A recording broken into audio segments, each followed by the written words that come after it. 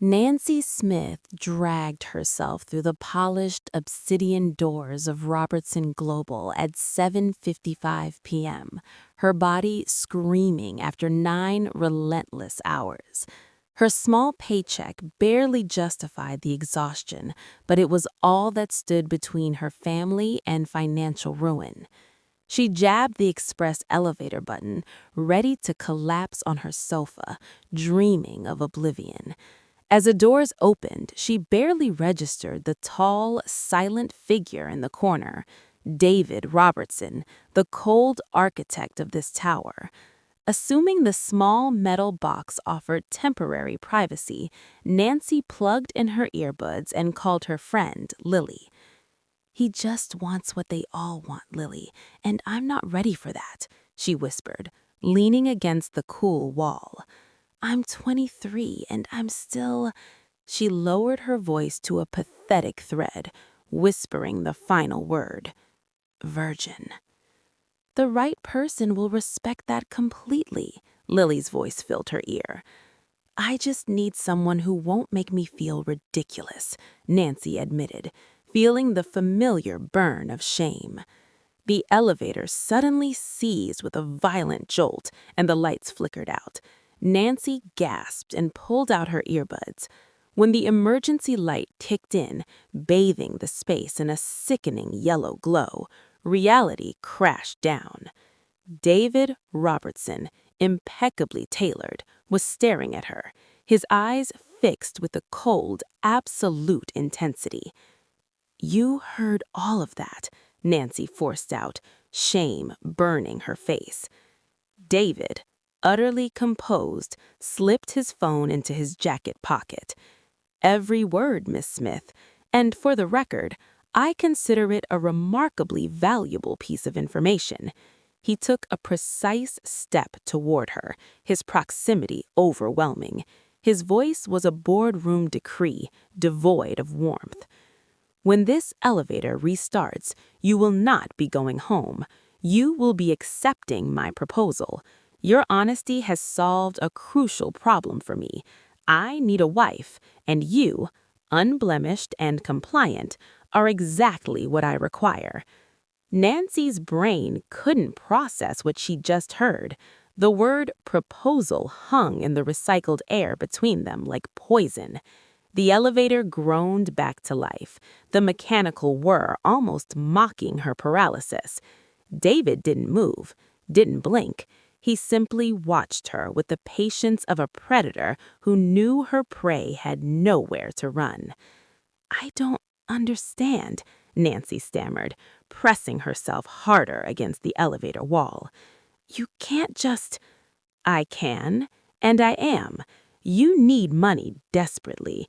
Your father's medical bills, your mother's mortgage. I know everything about you, Miss Smith. I make it my business to know about everyone who works in my building." The elevator doors slid open on the executive floor.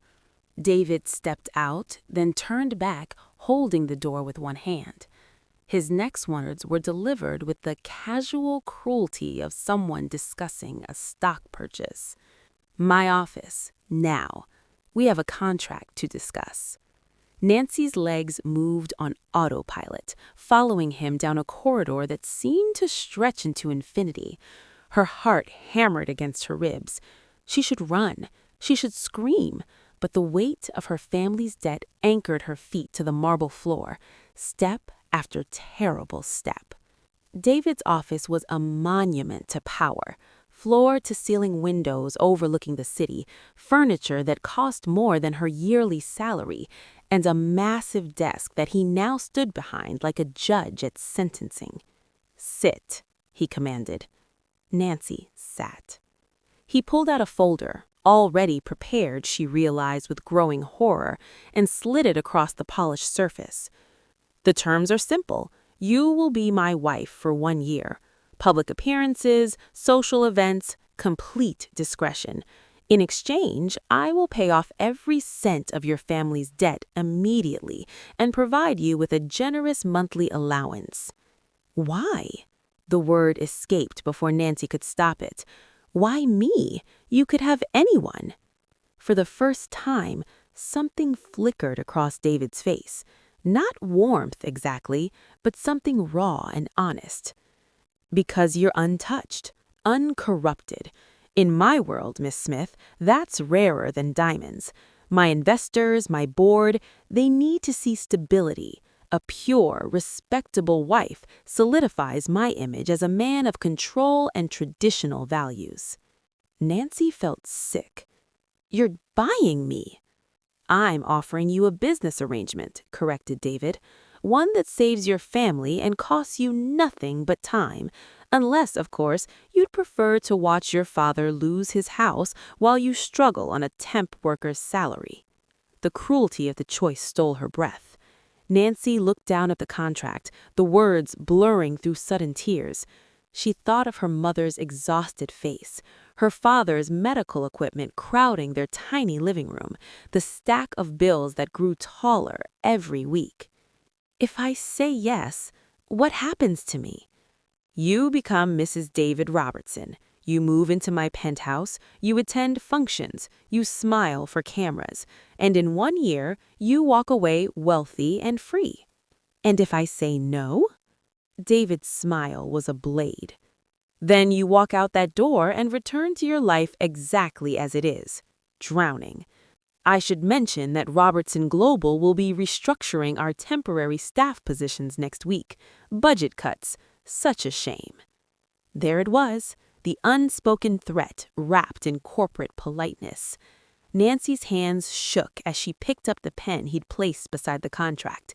Every instinct screamed at her to run, but logic, cold, desperate logic, held her in place. If you can't stand people who use their power to trap others in impossible situations, hit that subscribe button and let me know in the comments. Type, "Nobody deserves that." Because what happened next only got worse. She signed her name, each letter a small death of the person she'd been an hour ago. David took the contract, examined her signature, and nodded with satisfaction. "Welcome to the family, Nancy. We announce our engagement tomorrow at the Investors Gala. My assistant will bring you appropriate attire in the morning." The next morning arrived with a violence Nancy wasn't prepared for. At 6 a.m., David's assistant, a severe woman named Patricia, appeared at Nancy's apartment door with a garment bag, makeup case, and an itinerary that made Nancy's head spin. "Mr. Robertson expects you at the penthouse by 9, Patricia said, her tone suggesting that lateness would be a terminal offense. "A car is waiting downstairs." The penthouse occupied the entire top floor of Robertson Tower. Nancy stepped out of the private elevator into a space that looked like it belonged in an architecture magazine. All sharp angles, chrome fixtures, and windows that turned the city into a sprawling backdrop. It was beautiful. It was cold. It was a cage lined with silk. David was at the dining table, reading the Wall Street Journal with his breakfast. He barely glanced up when she entered. "Your room is down the hall, second door on the left. Patricia has provided everything you'll need for tonight. We leave at 7. "Where's my room?" Nancy asked, then immediately felt stupid for the question. David finally looked at her, one eyebrow raised. "I just told you, second door on the left." I thought. "We're not sharing a room if that's your concern," David said, returning to his newspaper. "This is a business arrangement, Miss Smith. I have no interest in forcing physical intimacy. That would be counterproductive to the image we're cultivating." The clinical way he said it somehow made Nancy feel worse. She wasn't even tempting enough to be a threat. She was just a prop in his carefully staged life. "What am I supposed to do all day?" she asked.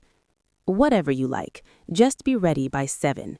And Nancy," he folded his newspaper with precise creases, "tonight you will meet my brother William. He will despise you on sight. It's nothing personal. He despises everyone. Don't let him rattle you." The Investors' Gala was everything Nancy had dreaded and more.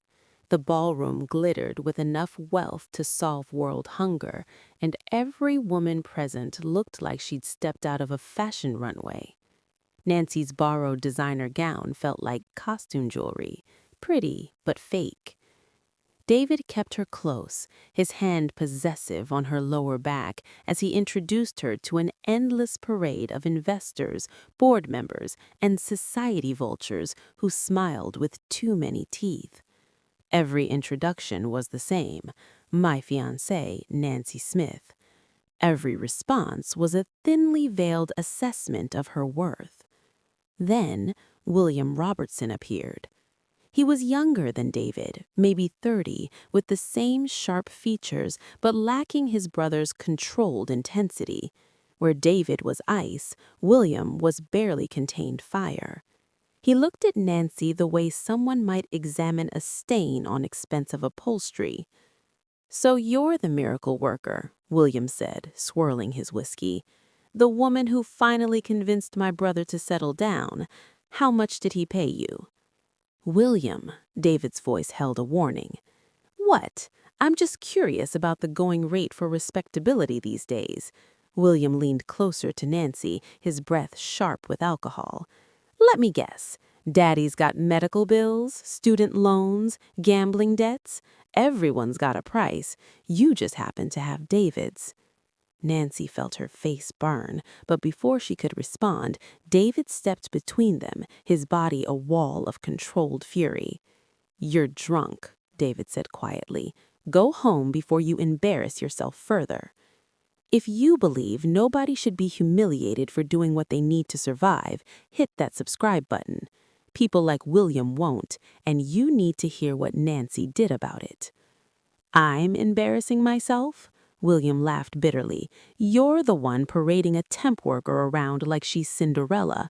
Everyone here knows it's fake, David. They're just too polite to say it." He walked away, leaving Nancy trembling with humiliation. David's hand tightened on her waist, not comforting, but claiming. "Ignore him," David said. "He's bitter because he has nothing I can't buy." But William's words burrowed under Nancy's skin for the rest of the night, because he was right. This was all fake. She was fake, and everyone could see it. 2 weeks into their arrangement, Nancy had established a routine. She woke up in her private room, barely saw David during the day, and attended whatever function he required in the evening. They were strangers sharing an address, nothing more. Until the night everything shifted. Nancy couldn't sleep. The penthouse's silence was oppressive, and her mind kept replaying William's cruel assessment at every gala they'd attended since. She wandered into the kitchen for water and found David already there, tie loosened, looking almost human in the dim light. "Can't sleep?" he asked. "The bed's too soft," Nancy admitted. It was easier than admitting the truth, that she felt like she was slowly disappearing into the role he'd created for her. David poured himself a drink, then surprised her by pouring a second glass and sliding it across the marble counter. "You've been doing well, better than I expected." "You mean I've been a convincing prop?" The words came out sharper than Nancy intended, but she was tired of swallowing her anger. David's eyes narrowed, but he didn't look away. "Is that what you think this is?" "Isn't it?" Nancy challenged. "You bought me, David. You bought my silence, my time, my life for a year. What else would I call it?" Something dangerous flickered in David's expression. He moved around the counter, and Nancy found herself backed against the refrigerator, his arms on either side of her, not touching, but trapping. "You agreed," he said, his voice low and rough. "You signed the contract. You took the money. Don't play the victim now because you're uncomfortable with your choice." "I didn't have a choice," Nancy shot back, anger finally breaking through her careful compliance. You made me sure of that. You threatened my job, dangled my family's debt, and gave me exactly one option. That's not a choice, that's coercion." For a long moment, they stared at each other, the air between them crackling with something Nancy couldn't name. Then, David stepped back, running a hand through his hair in a gesture so uncontrolled it shocked her. "You're right," he said quietly. "You're absolutely right." Nancy blinked. She'd expected anger, denial, another cold dismissal, not agreement. "I needed a solution and you were convenient. But you're not property, Nancy. You're not a prop. You're a person who deserved better than what I offered." "Then why did you do it?" Nancy asked, her voice breaking. "Why me?"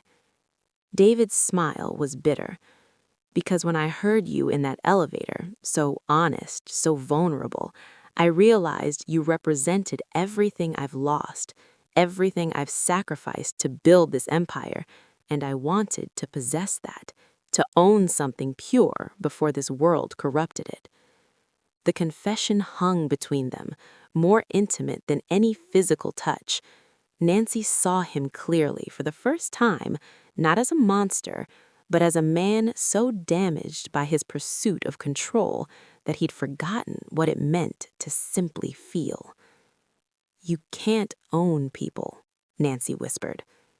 "I know. I'm learning that lesson rather painfully."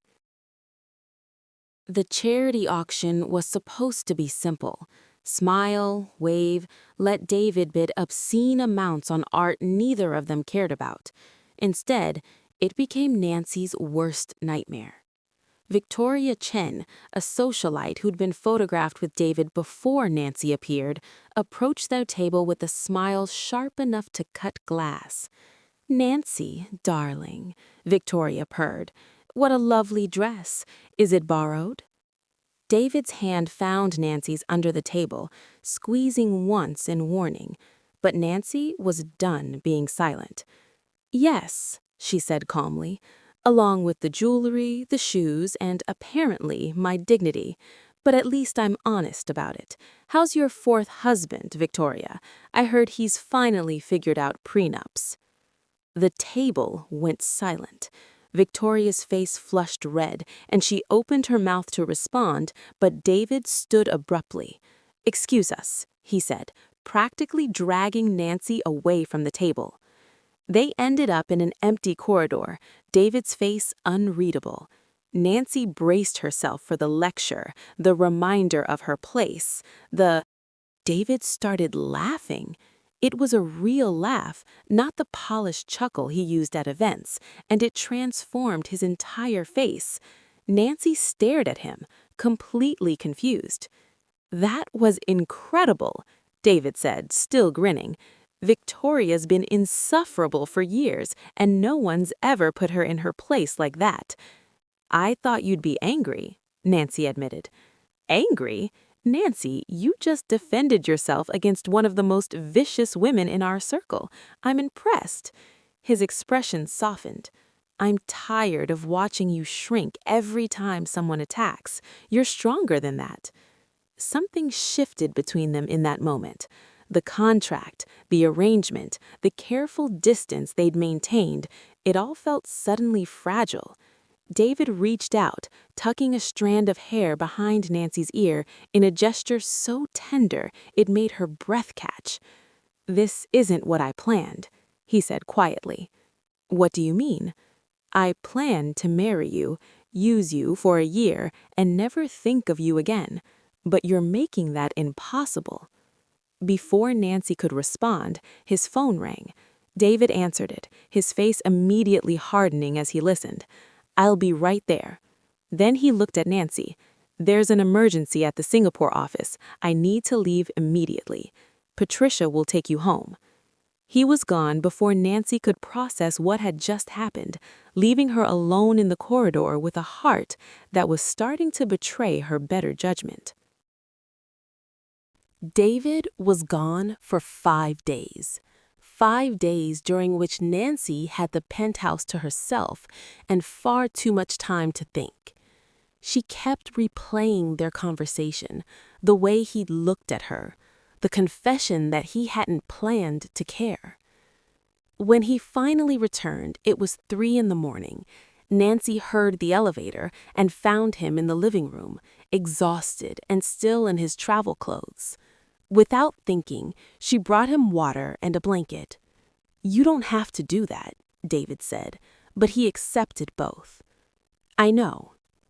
They sat in silence for a long moment, the city lights painting patterns across the floor. Finally, David spoke. "My father built this company from nothing.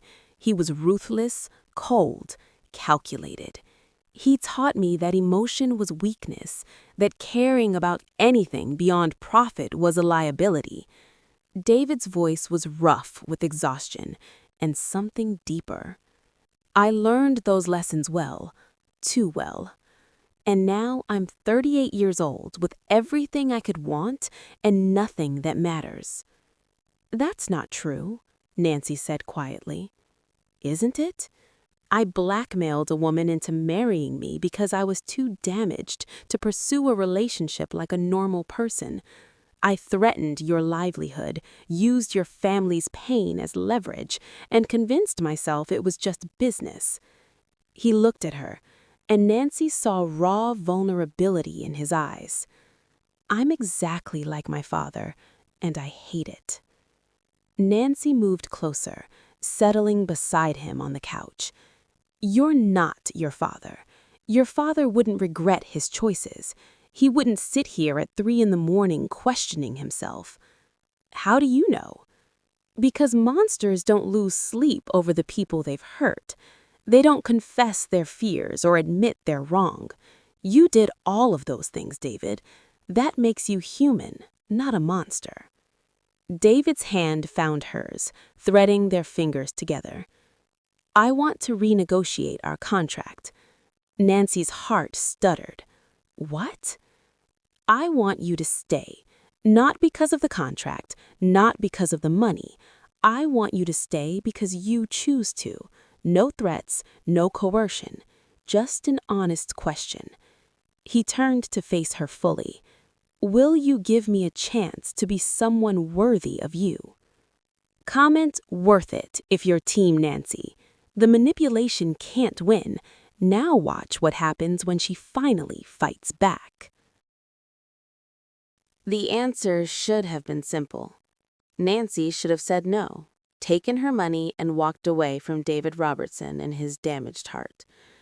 But life had stopped being simple the moment she'd stepped into that elevator.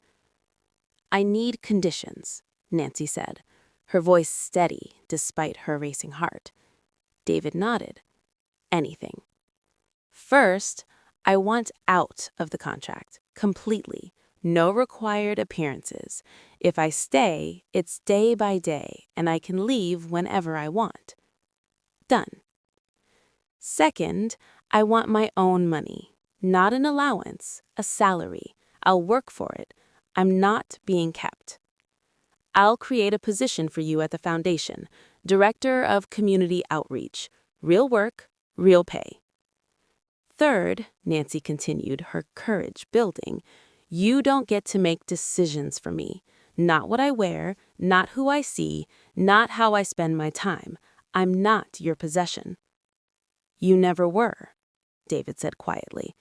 "I just needed you to realize that." "And fourth," Nancy took a breath, preparing for the hardest demand. "If we do this, if we try to make this real, you have to trust me enough to let me see all of you, the good, the bad, the parts you think will make me run, because I can't love a facade." The word love hung in the air between them, shocking them both. Nancy hadn't meant to say it, but now that it was out, she couldn't take it back. David's hand cupped her face, his thumb tracing her cheekbone with reverence. "I don't know how to be what you deserve." "Then learn," Nancy said simply, "with me." His kiss was different from anything Nancy had imagined. Not possessive or demanding, but questioning, asking permission with every movement, waiting for her to show him what she wanted. Nancy's hands found his shirt collar, pulling him closer, answering his question with one of her own. Could this broken thing between them become whole? When they finally broke apart, David rested his forehead against hers. "I'm terrified," David admitted. "Good. So am I." The next 3 months were nothing like Nancy had expected. David kept his promises. She took the job at the foundation, found her own apartment, though she spent most nights at the penthouse anyway, and slowly built a life that was hers, not his creation. They fought. God, did they fight. David's need for control clashed with Nancy's newfound confidence almost daily. But they also talked. Real conversations that lasted until dawn, peeling back layers of protection they'd both worn for so long. William remained skeptical, but even he started to soften when he saw how David changed around Nancy. The Ice King thawed, revealing someone capable of laughter, vulnerability, and genuine affection. At a family dinner 6 months after their first kiss, William cornered Nancy in the kitchen. "I owe you an apology," he said abruptly. "I thought you were using him. I was wrong. He thought I was using him too. We were both wrong. He's different now. Better." William smiled, a real one this time. "Don't hurt him, Nancy. He's survived a lot, but I don't think he'd survive losing you." The responsibility of those words should have scared Nancy. Instead, they felt like acceptance, not just from William, but from the world David inhabited. She was no longer the temp worker who'd stumbled into a billionaire's contract. She was Nancy Smith, a woman who'd faced down her fears and built something real from the ashes of coercion. 1 year after that fateful elevator ride, David took Nancy back to Robertson Tower late at night. The building was empty, their footsteps echoing through marble halls. He led her to the elevator, the same one where everything had started. "Why are we here?" Nancy asked. David pressed the button and they rode up in silence. When the elevator stopped between floors, deliberately this time, he turned to her with nervous energy she'd never seen before. "A year ago, I made you an offer in this elevator. It was manipulative, cruel, and completely self-serving." He pulled out a small box, and Nancy's breath caught. "Tonight, I'm making you a different offer. No contracts, no threats, no coercion. Just a question from a man who's terrified of losing the best thing that ever happened to him." He opened the box, revealing a ring that caught the emergency lighting and transformed it into something beautiful. "Nancy Smith, will you marry me? Not because you have to, not because of money or obligation, but because you love me as much as I've learned to love you." Nancy looked at the ring, then at David, really looked at him. She saw the boy who'd learned cruelty from a cruel father, the man who'd weaponized his power because he didn't know any other way, and finally, the person who'd been brave enough to change. She saw his fear, his hope, and his absolute certainty that she held his entire future in her hands. "Yes," she said, watching his face transform with relief and joy. "Yes, but on one condition." David laughed, sliding the ring onto her finger. "Of course there's a condition. What is it?" "You have to promise that if we ever get stuck in this elevator again, you'll keep your mouth shut and let me make my phone calls in peace." His laughter echoed through the small space as he pulled her close. "I promise. Though I have to say, your phone calls are what got me into this mess in the first place." "This mess?" Nancy teased. "This beautiful, complicated, terrifying mess. The best mistake I ever made." If you watched or listened up to this point, comment the country you are watching this from. Represent your country. The elevator started moving again, carrying them up toward a future neither had planned, but both had chosen. Nancy thought about the woman she'd been a year ago, exhausted, desperate, trapped by circumstances beyond her control. That woman would never have believed she'd end up here, engaged to a billionaire, not because he demanded it, but because they'd both fought for something real. Sometimes the worst moments of our lives become the doorways to our best ones. Sometimes the people who hurt us become the ones who heal us. And sometimes a desperate confession in a stalled elevator changes everything. Nancy Smith entered that elevator as a victim of circumstance and emerged as the author of her own story. And David Robertson, who thought he was buying a solution to his problems, had instead found something he never knew he needed. Someone brave enough to refuse to be owned, strong enough to demand better, and patient enough to wait for him to become worthy of love.